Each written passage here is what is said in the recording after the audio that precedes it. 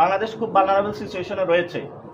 এই জন্য জাতীয় নিরাপত্তা ইস্যুর মতো অথবা জাতীয় ক্ষেত্রে যদি নিরাপত্তা দিতে তারা ব্যর্থ হচ্ছে এই সরকার, তাহলে তারা একটি বাংলাদেশে ক্রেডিবল ইলেকশন কিভাবে হলো নিরাপত্তা দিতে তারা সফল হবে, সেই বিষয়ে আমরা আজকে তাদের কাছেও প্রশ্ন তুলেছি এবং সরকারের কাছেও প্রশ্ন রাখছি।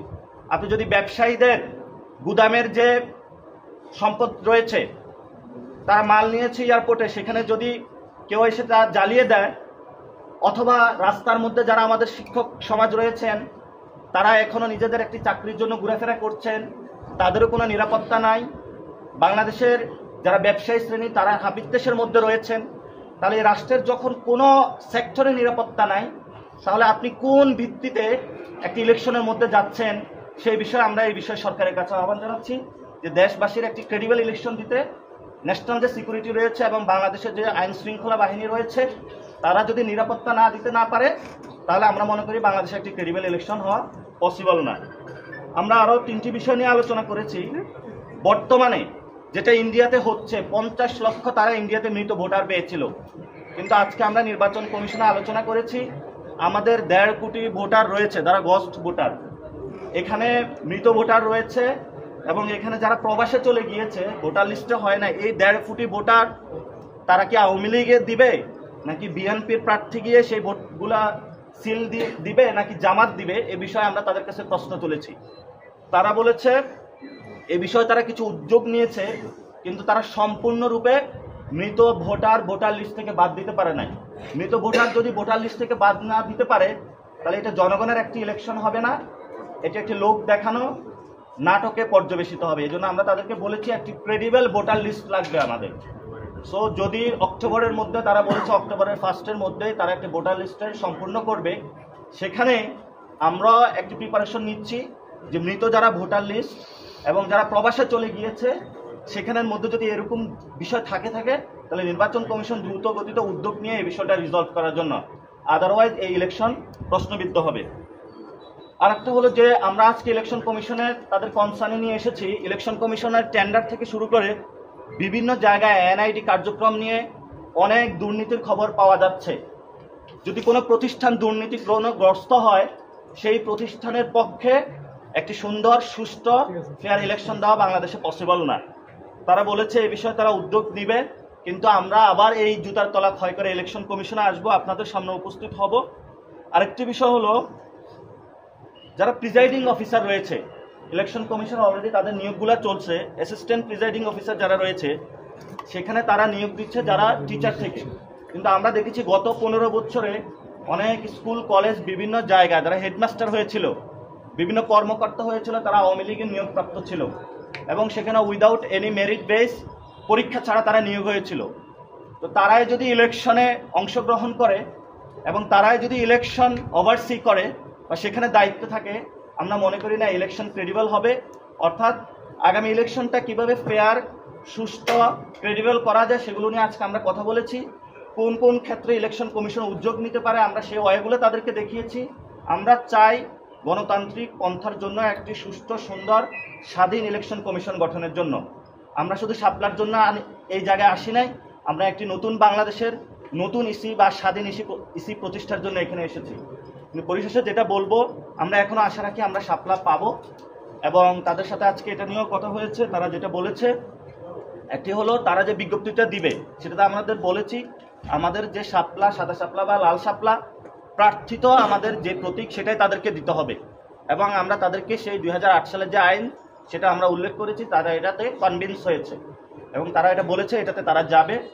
সেকেন্ড বিষয় হলো যে তারা এই কথা পর্যন্ত বলে না যে শাপলা দিবে না, এবং চিফ ইলেকশন কমিশনার যে কয়েকদিন আগে বলেছিল যে তারা বাড়াতেও পারে প্রতীক অথবা কমাতেও পারে। আমরা তাদেরকে আজকে যে চিঠি সেটাতে বলে এসেছি শাপলাকে দ্রুত অ্যানালিস্ট করে শাপলা প্রতীকটা জনগণকে বুঝিয়ে দেওয়ার জন্য।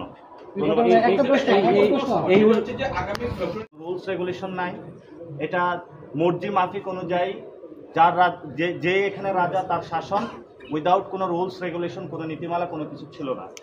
আমাদের শুধু বারবার আমরা বলে আসছি এই নির্বাচন কমিশন আস্তে আস্তে আমাদের জুতার তলা ক্ষয় হয়ে যাচ্ছে। আপনারা যেভাবে বিভিন্ন সরকারি অফিসে যাচ্ছেন সেই ক্ষেত্রে এই নির্বাচন কমিশন একটি রাজনৈতিক দলের নিবন্ধন পাওয়ার জন্যই তারা আমাদের জুতার তলা ক্ষয় করে দিচ্ছে। তো এই পরিস্থিতির মধ্য দিয়ে আমরা আরো অনেকগুলো সমস্যা যেখানে আজকে আপনাদের সামনে বলতে চাচ্ছি। এই যে গণ অভ্যুত্থানটা হলো, এটা আপনারা একটু সবাই মনোযোগ দিয়ে একটু একটু সময় নিয়ে শুনবেন যে আমাদের এই গণ অভ্যুত্থানটা যে হলো, এখানে কিন্তু আওয়ামী লীগের অনেকগুলো অ্যাসেট রেখে তারা চলে গিয়েছিল এবং এই নির্বাচন কমিশনটা 15 বছর তারা নিজেদের মতন সাজিয়েছিল। তো এই যে তারা এই গণিমতের মালগুলা রেখে গিয়েছিল, সেই গণিমতের মাল উপদেষ্টা, বিএনপি, জামাত সবাই গণিমতের মালগুলো ভাগ করে নিয়েছে এবং এই রাষ্ট্রের বর্তমান যা অবস্থা, এই ইলেকশন কমিশনও তারা গণিমতের মাল হিসাবে ভাগ করেছে। আর্মি এক ভাগ নিয়েছে, বিএনপি এক ভাগ নিয়েছে, জামাত এক ভাগ নিয়েছে। কিন্তু আমরা তো জনগণের একটা প্রতিষ্ঠান হিসাবে নির্বাচন কমিশনকে দেখতে চাই। এজন্য আমরা ওনাদেরকে বলেছি যে এটা 3-4 দল বা আর্মির অথবা ডিজিএফআই এর একটা আপনি গণিমতের মাল হিসাবে দেখবেন না যে আওয়ামী লীগ রেখে গিয়েছিল পুরা নির্বাচন কমিশন খালি, আপনি রুলস রেগুলেশনের মধ্যে আসতে হবে। দ্বিতীয় একটি বিষয় যে আপনারা জানেন যে ইতিমধ্যেই গুমের ঘটনায় আমাদের দেশপ্রেমিক সেনাবাহিনীকে যারা কলঙ্কিত করার প্রচেষ্টা চালিয়েছিল তাদেরকে আদালতের পর্যবেক্ষণে এসেছে এবং তাদেরকে সেখানে তারা গৃহবন্দী হয়েছে।